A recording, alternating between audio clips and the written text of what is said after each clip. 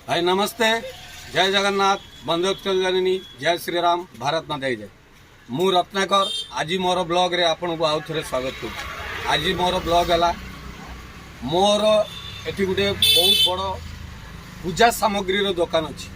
तो मुझे पूजा सामग्री दुकान पर आपको देखेबी। एटी आपनकर पूजार प्रत्येक जिनिस मिलू। आपण ये है आमर भोलानाथ बेहरा, ये भोला बेहरा या ना भोला मो सान भाई तेणुक तारी सहित मोर ब्लॉग तारी दुकान टी आम देखूँ गोटी गोटी जिनिस एटी आपंकर देखूँ ए कपड़ा ये हनुमान से चांदुआ अच्छी, लक्ष्मी लुगा, धूप आपणकर जगन्नाथ लुगा, बलभद्र लुगा, सुभद्रा लुगा, गामुछा आउ तुलसी माँ जो लगे तुलसी चौरार से लुगा, हनुमान श्रीराम घी गुड़ धूप चंदन गुगुल धूप झुणा आउ आपणकर एपटे आसतु अगुरु तुलाबती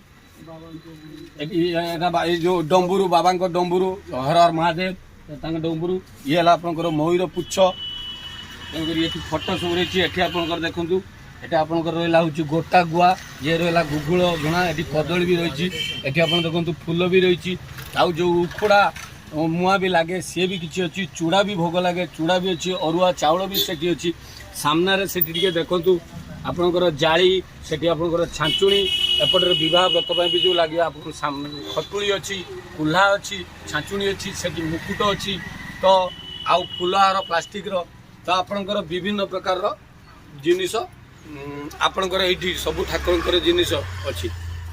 तेणुक आपण प्रत्येक ठाकुर प्रति जिनिस या आमर बहुत पुराना पुराना दुकान अच्छी। आपको केत ब्लॉग रे भी देखी पूजा सामग्री दुकान आमर बहुत बड़ पुराना दुकान भी अच्छी। से पीढ़ी पर पीढ़ी मुझे ब्लॉग रे देखी।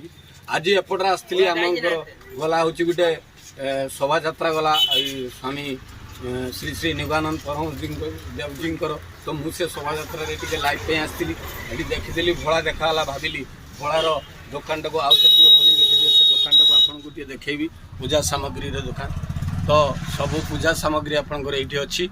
आपड़ जिते चाहिए यहाँ स्वर आपड़ देखु स्वर जो आसवे से स्वर कसी पुल तले काजीमला छक बा कूओ छक पाखापाखि कहले से कूओ छक पाखापाखि भोलार पूजा सामग्री दुकान कहले आप पाइबे।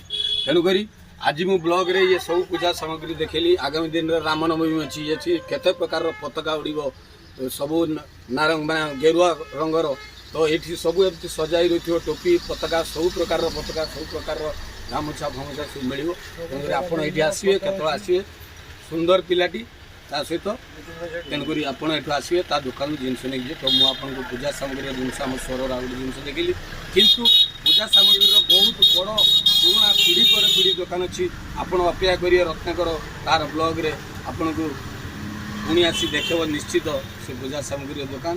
तो आज रत्नाकर ये सामग्री पूजा सामग्री दुकान पर तार ब्लॉग को विराम देला। नेक्स्ट पुणी गोटे ब्लॉग रे आपन सहित देखा हम। तो आज नेली विदाय। जय जगन्नाथ, बंदे जननी, जय श्री राम, भारत माता की जय। नमस्ते।